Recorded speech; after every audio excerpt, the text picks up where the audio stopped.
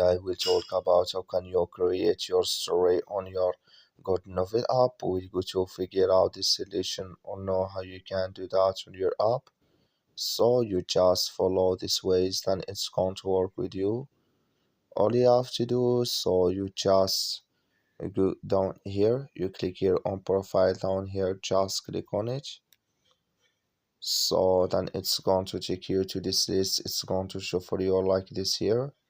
Click here on author center, you just click on it, you come to next step here.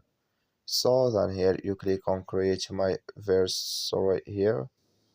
So then here it's going to show for you like this. Can you add here photo and here book title and here language and target audience here, then content writing. You select it here and you click here on next, then it's going to add with you. That's all you have to do. Thank you for watching. Don't forget to support us by like and subscribe.